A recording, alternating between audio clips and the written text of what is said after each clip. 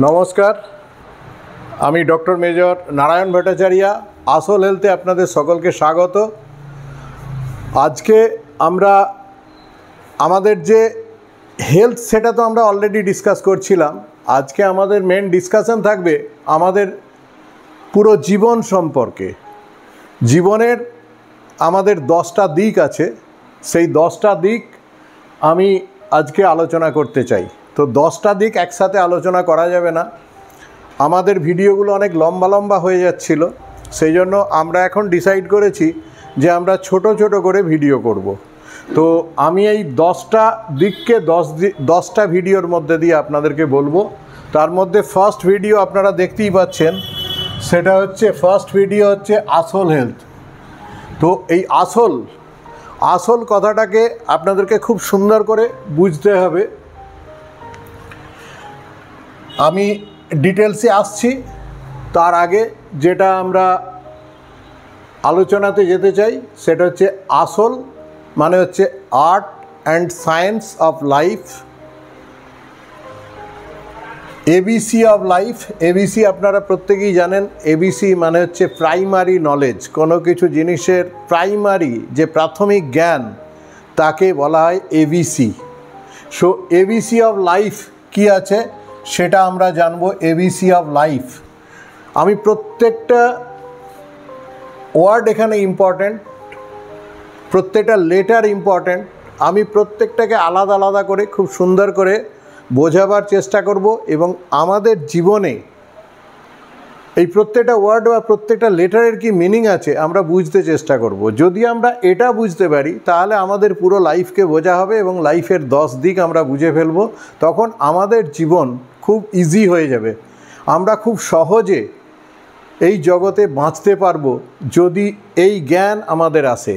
কারণ আমরা প্রত্যেকেই জানি আমাদের সাফারিংয়ের মেন কারণ হচ্ছে আমাদের ইগনোরেন্স। আমি বলছি না, উপনিষদ আজ থেকে 5000 বছর আগে বলে গেছে যে আমাদের সাফারিংয়ের মেন কারণ হচ্ছে ইগনোরেন্স। যেমন ধরুন, এটা যদি অন্ধকার জায়গা হয় এবং আপনাকে যদি আমি ডাকি, আপনি যখন আসবেন তখন ওইখানে দরজার ওখানে আপনি ধাক্কা খাবেন। কারণ হচ্ছে এই জায়গাটা অন্ধকার, আপনি দেখতে পাচ্ছেন না, ওই জায়গাটার ডিফিকাল্ট জায়গা আছে, ওখানে আপনি ধাক্কা খাবেন বা হোঁচট লাগবে। সেরকমভাবেই যদি আমি আলো জ্বালিয়ে দিই তাহলে আপনি দেখতে পাচ্ছেন, যখন আপনি আমার কাছে আসবেন তখন ওই জায়গাতে আপনি আর ধাক্কা খাবেন না বা হোঁচট লাগবে না, আপনি আমার কাছে আসতে পারবেন। ঠিক সেইভাবে আমাদের জীবনে মেন কারণ, যে কারণে আমরা সাফার করি, সেটা হচ্ছে আমাদের ইগনোরেন্স। সো এই ইগনোরেন্সকে আমরা কি দিয়ে দূর করতে পারি? নলেজ দিয়ে। তো আমি আজকে যেটা বলবো সেটা হচ্ছে নলেজ। এই নলেজ যদি আমরা পাই তাহলে এটা আমাদের জীবনে ভ্যাকসিনের মতো কাজ করবে। আপনারা এটাও বলতে পারেন যে this is your knowledge vaccine. আমাদের কাছে এটা ভ্যাকসিনের মতো কাজ করবে, আমরা ইমিউন হয়ে যাব। আমাদের সাফারিংয়ে আমরা সহজে ভেঙে পড়ব না। আমাদের যে লাইফের মিজারি, সেই মিজারি আমাদের থেকে অনেক দূরে হয়ে যাবে যদি আমরা এই নলেজটা পাই। সুতরাং এবিসি মানে প্রাইমারি নলেজ, এটা আমাদের জানতে হবে। আমরা হয়তো ভাবছি যে এগুলো আর কী আছে, সবাই জানি, কিন্তু আমরা জানি না। যখন আমরা আলোচনা করব তখন আমরা বুঝতে পারবো যে আমরা কি বলতে চাইছি, কি বোঝাতে চাইছি। তারপরে যেটা আলোচনা করব সেটা হচ্ছে লাইফ ইটসেলফ, যে হোয়াট ইজ লাইফ, সেইটা আলোচনা করব যে হোয়াট ইজ লাইফ। চতুর্থ নম্বর পয়েন্ট হচ্ছে আমাদের হিউম্যান বিইং। আমরা আমাদের যে মানুষের প্রকৃত রূপ, আমরা মানুষ বলতে কি বুঝি। আমরা অনেকেই ভাবি যে আমরা প্রত্যেকেই তো মানুষ, এতে আর নতুন বোঝার কি আছে, দুটো হাত দুটো পা থাকলেই বোধহয় মানুষ হওয়া যায়, কিন্তু তা না। মানুষ বলতে কি বোঝায়, মান আর হুঁশ, আমি এটা নিয়েও আলোচনা করব। আর তারপরে যে পার্টটা থাকবে সেটা হচ্ছে আমাদের মোস্ট ইম্পর্ট্যান্ট পার্ট। আমার ডিসকাশনে এবং আমার লাইফে লাস্ট 25 বছর আমি এটা নিয়েই কাজ করছি। আপনারা হয়তো শুনলে একটু অবাক হবেন। আমি ক্লাস 11-এ স্বামী বিবেকানন্দকে পড়াশোনা করতে শুরু করেছিলাম এবং আমি আমার ক্লাস 11-12 স্টাডিজের সময়, যখন আমি সায়েন্সের স্টুডেন্ট ছিলাম, আমি তো ডাক্তারি পড়েছি, সুতরাং আমাকে সায়েন্স অনেক পড়তে হয়েছে, তবে আমি জয়েন্ট এন্ট্রান্স থ্রু হতে পেরেছি। কিন্তু আমি আমার জীবনে 11-12 ক্লাসে আমি স্বামীজির 10 খণ্ড পড়ে ফেলেছিলাম, এবং সেই যে আমি জীবনে স্বামীজির সান্নিধ্য পেয়েছি, তারপর আমার কাছে লাইফ অনেক ইজি হয়ে গেছে। এবং হয়তো এটাই কারণ যে আমার জীবনে ওই ক্লাস 11 থেকে দুটো স্রোত পাশাপাশি বয়েছে। এই দুটো স্রোত, একটা সায়েন্স, আমি যেহেতু সায়েন্সের স্টুডেন্ট ছিলাম, ডাক্তারি পড়েছি, আমার যে ডাক্তারি সত্তা সেখানে আমার সায়েন্সের সত্তা আছে।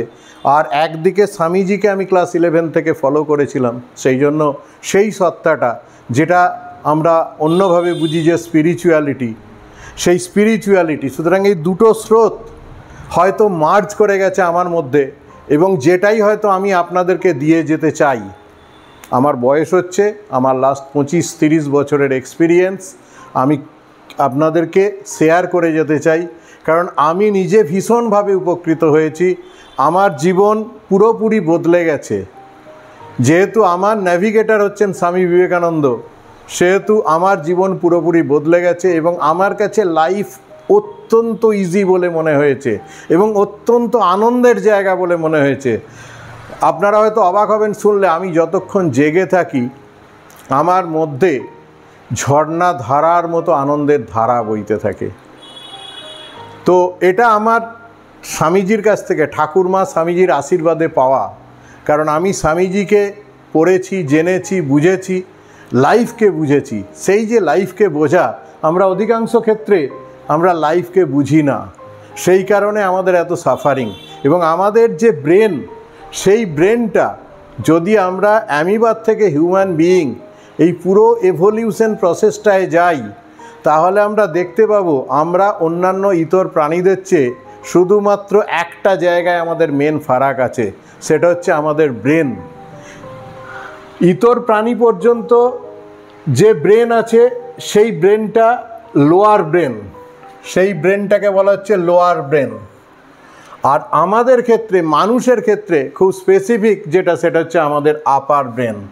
সেই জন্য আমাদের যদি আমরা লোয়ার ব্রেন কাকে বলে আর আপার ব্রেন কাকে বলে এটা যদি আমরা বুঝতে পারি, এবং তাদের ফাংশান কী, এবং আমরা অ্যাকচুয়ালি কী ফলো করছি, এটা যদি বুঝতে পারি, তাহলে লাইফের অনেকটা পার্ট বুঝতে পারবো। এবং আমরা যদি এইটা বুঝে আমাদের জীবনে কাজে লাগাতে পারি, আমাদের যে আপার ব্রেন ফাংশান সেটাকে বুঝে যদি কাজে লাগাতে পারি, তাহলে আমরা জীবনে কোন জায়গায় পৌঁছাতে পারবো সেটা নিয়ে আমি আলোচনা করব। এবং সেটা মোস্ট সিগনিফিক্যান্ট পার্ট। ইভেন আমরা যে এত স্ট্রেস ফিল করছি, এত কিছু আজকের দিনে বলছে মানুষ, এত স্ট্রেসফুল লাইফ, সেখান থেকেও আমরা মুক্তি পেতে পারি যদি আমরা আমাদের এই ব্রেন ফাংশনটা বুঝতে পারি। সুতরাং আমি এটাতে যাব, আমাদের যে ব্রেন তার দুটো পার্ট, আপার ব্রেন আর লোয়ার ব্রেন। আপার ব্রেন কী করে, লোয়ার ব্রেন কী করে, কেন আমাদের এত প্রবলেম, সেইগুলোতে আমরা যাব। সেই জন্য সেটা হচ্ছে আমাদের 6 নম্বর টপিক। আমাদের 7 number topic, understanding of the universe. আমরা যে ইউনিভার্সে আছি, সেই ইউনিভার্স সম্পর্কে আমাদের অন্তত কিছু জানতে হবে বা বুঝতে হবে।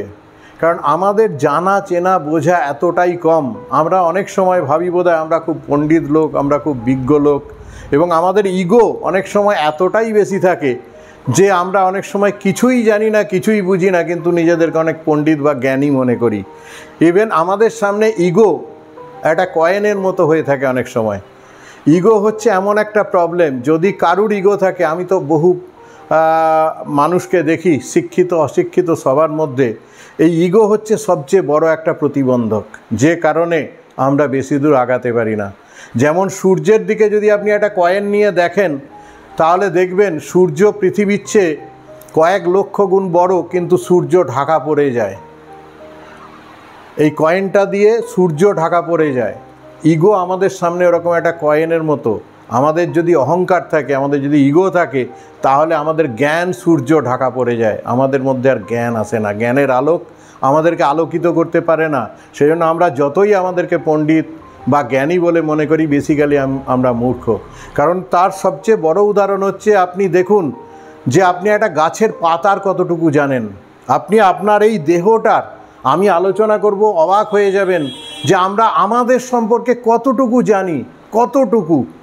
ইভেন যিনি খুব পণ্ডিত ব্যক্তি তিনি পরে আমার সাথে আলোচনায় আসতে পারেন, আমি তাকে বুঝিয়ে দেবো যে আপনি আমাদের এই দেহটুকু সম্পর্কে বা জগতে যা কিছু আছে তার কোনো কিছুর দিকে যদি তাকাই তার কতটুকু জানেন। বিকজ আমাদের যে মোস্ট ইন্টেলিজেন্ট ডিজাইনার তার ডিজাইন বোঝা এত ইজি নয়। এটা হচ্ছে most intelligent design this universe. এই ইউনিভার্স হচ্ছে মোস্ট ইন্টেলিজেন্ট ডিজাইন। আমরা অনেক সময় ভাবছি বোধহয় যে আমরা খুব ইন্টেলিজেন্ট, আমরা বুঝে ফেলছি, সেরকম নয়। কিন্তু আমরা আজ পর্যন্ত আমাদের ব্রেনের 10% ইউজ হওয়াতে কম্পিউটার আবিষ্কার হয়েছে। চার্লস ব্যাবেজ যিনি কম্পিউটার আবিষ্কার করেছেন ধরা হয় ওনার 10% ব্রেন ইউজ হয়েছে। আইনস্টাইনের জন্য 9.3% ব্রেন ইউজ হয়েছে। তো আমাদের বুঝতে পারছেন যে 90% আমাদের ব্রেন আনএক্সপ্লোরড, আমরা সেটাকে এক্সপ্লোরই করিনি। এবং জগতের যা আমরা দেখছি তার তো আমরা কতটুকু জানি, যখন আমি ইউনিভার্স সম্পর্কে আলোচনা করব তখন আপনারা বুঝতে পারবেন যে আমরা কতটুকু জানি। হ্যাঁ, আমি যখন বলবো তখন আপনারা এই আন্দাজটা পাবেন। বিপুলায় পৃথ্বীর কতটুকু জানি, দেশে দেশে কত না নগর রাজধানী, কত নদী গিরি সিন্ধু মরু, কত না অজানা জীব, কত না অপরিচিত তরু রয়ে গেল অগোচরে। আমাদের রবীন্দ্রনাথ ঠাকুর বললেন, তাও সেটা শুধুমাত্র এই পৃথিবী সম্পর্কে। এই পৃথিবী একটা ডটের মতো এই ইউনিভার্সে।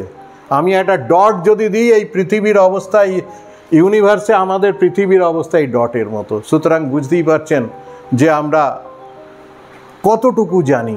সেই জানাটাই আমরা চেষ্টা করব যে কতটুকু জানি, কতটুকু বুঝি, কতটুকু দেখি। কারণ আমাদের দেখা, বোঝা এবং জানা আমাদের নিজেদের, এটাই হচ্ছে আমাদের খুব ইম্পর্ট্যান্ট। এবং এখানেই আমরা আমাদের সাফারিং থেকে বেরোবার রাস্তা খুঁজতে পারি। এরপরের 8 number point, the basic concept of life. এটা আপনারা হয়তো ভাববেন যে এ আর কি এমন ব্যাপার আছে, বেসিক কনসেপ্টে তো আমাদের সব বেসিক কনসেপ্ট তো আমাদের আছেই, তো আমরা সেভাবেই চলছি। কিন্তু তা না। আমি যখন বলবো তখন এটার সম্পর্কে আইডিয়া হয়ে যাবে যে লাইফে কিছু বেসিক কনসেপ্ট আছে, সেইগুলো কি কি হতে পারে, what is the basic concept. আর আমাদের 9 নম্বর পয়েন্ট, আওয়ার গোল। এটাই হচ্ছে আলটিমেট ব্যাপার, যেটা উপনিষদ বলেছে, উত্তিষ্ঠত জাগ্রত প্রাপ্যবরান নিবোধত, arise awake and stop not till the goal is reached. সেই গোল আমরা আলোচনা করব যে আমাদের জীবনে কি গোল হওয়া উচিত, এবং আমরা যতক্ষণ না পর্যন্ত এই গোলে রিচ করছি ততক্ষণ পর্যন্ত আমরা থামব না। এই গোল আমি বলবো, this goal is greatest objective of anybody's life is goal. So আমাদের প্রত্যেকের গ্রেটেস্ট অবজেক্টিভ কী আছে সেটা নিয়ে আমরা আলোচনা করবো, and that will be our goal, that is the greatest objective of anybody's life. আর লাস্টে যেটা মোস্ট ইম্পর্ট্যান্ট, আমরা পুরো জগতের দিকে তাকাই, আমরা পুরো জগৎকে জানতে চেষ্টা করি। ইলন মাস্ক কিছুদিনের মধ্যে আমাদেরকে নাকি স্পেস ট্রাভেল করাবেন, তার জন্য হয়তো কয়েক কোটি, 6-8-10 কোটি টাকা হয়তো নেবে, এবং তার জন্য নাকি লাইন পড়ে যাচ্ছে। লোকেরা ভাবছে আমরা স্পেসে যাব। তো এই যে আউটার স্পেস, এটা নিয়ে সবাই শুধু বাইরেকে জানতে চায়, ভেতরকে আমরা, আমাদের যে ভেতরে আমরা কেউ কিছু খুব একটা জানতে চাই না। তো আমি সেটা আমরা জানবো, আমরা এর ডিটেলসে যাব যে who am I or what am I. Who am I ভীষণ ইম্পর্ট্যান্ট, কারণ আমরা সারা জীবন ধরে এই আই মানে আমি কে এটা বুঝে উঠতে পারি না। যদি আমরা এটা বুঝে উঠতে পারি তাহলে আমাদের জীবনে অনেক কাজ আমরা করে ফেলব। সেই জন্য who am I or what am I, এই প্রশ্ন আমাদের প্রত্যেকের মধ্যে আসা উচিত। আমাদের অনেক সময় এই প্রশ্ন আমাদের মধ্যে আসে না, আমরা জানার চেষ্টা করি না, বোঝার চেষ্টা করি না। আমাদের রোল কনসাসনেস কাকে বলে, সোল কনসাসনেস কাকে বলে আমরা বুঝি না। We are much more role conscious than soul conscious, এবং যেটাই আমাদের সাফারিংয়ের মেন কারণ। আমরা যে সাফার করি because we are role conscious. আমরা যদি রোল কনসাসনেস থেকে সোল কনসাসনেসের দিকে যাই তাহলে আমরা বুঝতে পারবো যে আমাদের লাইফ অনেক ইজি হয়ে যাবে। And what is life, life actually কী, সেই জিনিসটাও আমরা আন্ডারস্ট্যান্ড করতে পারবো, বুঝতে পারবো। সেই জন্য এই হচ্ছে 10টা পয়েন্টে আমরা আমাদের টপিকগুলোকে ভাগ করে ডিসকাস করব। আমাদের এখান থেকে আমাদের শুরু। আমরা ধীরে ধীরে ধীরে ধীরে প্রত্যেক টপিকে, কিন্তু আপনাদের কাছে একটাই রিকোয়েস্ট, প্রত্যেকে খুব মন দিয়ে কনসেন্ট্রেট করে, আমি বেশি বড় বড় ভিডিও করব না, আমি ছোট ছোট ভিডিও করব যাতে আপনারা কনসেন্ট্রেট করতে পারেন, বুঝতে পারেন এবং নিজেদের জীবনে এটাকে কাজে লাগাতে পারেন, সেইভাবে আগাবো। সুতরাং এই 10টা টপিক আপনারা খেয়াল রাখুন। আমাদের এর পরের টপিক হবে আসল, ASOL।